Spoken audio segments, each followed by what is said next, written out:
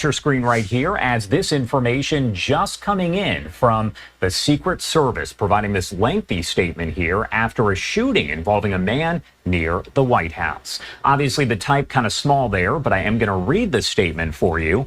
On Sunday, March 9th, an adult male was shot by U.S. Secret Service personnel following an armed confrontation with law enforcement in D.C.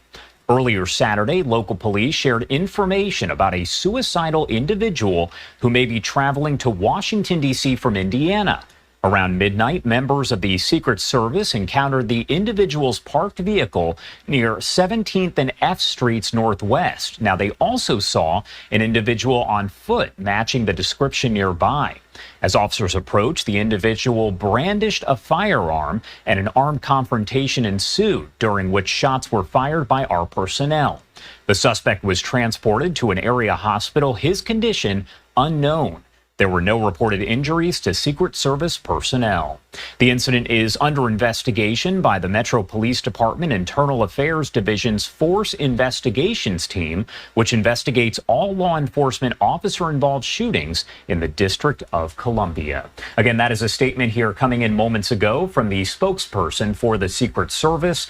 We are working to gather some more information. Not clear if there will be a press conference or another release that is followed up, but still a lot of questions here as it's not quite clear the identity of the man involved or how he is doing. We just know from Secret Service this happened sometime around midnight, not far from the White House, and this was an adult male.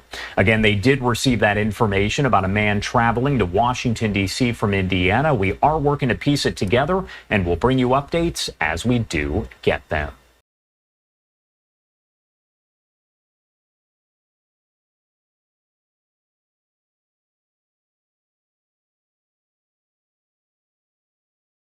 I believe this is going to change your life. Yep, that simple circle is a cell. Look, I believe this in my heart because this is exactly what happened to me.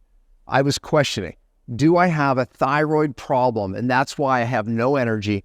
That's why I had anxiety. That's why I couldn't sleep through a night. That's why I started getting what I called skinny fat. And that's why my hair was thinning. My body temperature was low. Oh, I went to an endocrinologist, right? And of course, they did all of the blood work. And unfortunately, my blood work even came back normal. And what they didn't tell me is what I'm about to show you. This right here, the understanding of this, I've been teaching doctors for 20 years, and I learned it because I was the person like you looking, going, what the heck is happening to my life? I ate a perfect diet at this point. I changed my diet. I was taking the best supplements, and I still wasn't getting well because nobody showed me this. Look, on every cell, we have hormone receptors.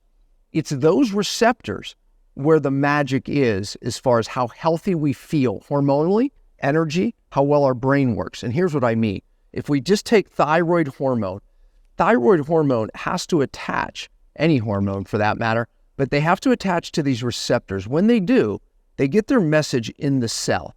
In the case of thyroid, most of that message goes right here to the mitochondria. That's where we make energy. Okay, you don't have to go back into your biology, but when you make normal energy, you feel good. Simply put, your body's warm, your hair's good, your skin's good, good elasticity, good collagen, all because of that simple connection and message from thyroid. But what if something blocks it and it doesn't get its message in the cell?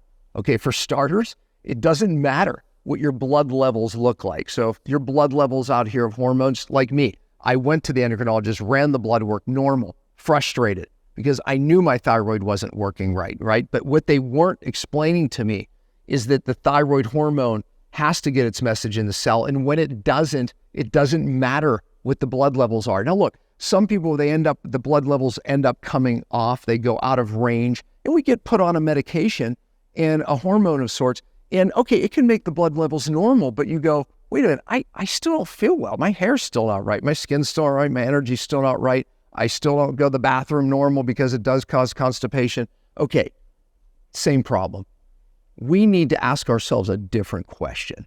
What's causing our hormones not to get the message in the cell, and therefore why we don't feel well? Well, something simple, and you probably heard it, inflammation of the cell. Inflammation of the cell blocks our hormones from communicating with our cells. And it doesn't matter what we do, we won't feel well unless we address the cause of that. Well, look, I did a training below. I have done this training for 20 years. I've been teaching doctors. This training's free for you. In the training, number one, I talk about a test to see if you have cellular inflammation, and that's what's driving hormone resistance and you're not feeling well. So we're going to start there.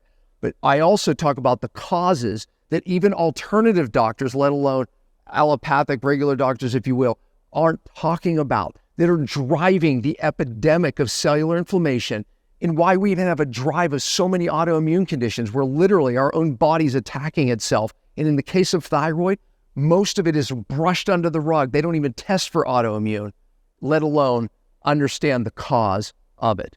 There's good news. There's a solution. When you get to the cause, it sounds trite, but yes, the body can actually heal itself. Okay, when you get to the cause of what's driving this problem, the body heals itself. Therein lies your hope. Watch the training. Pay attention to the tests that I teach all of my doctors. You start here. You start with what the cell is doing in the inflammation of the cell. And then we look at the causes. Watch the training. It's going to change your life. I said it in the beginning.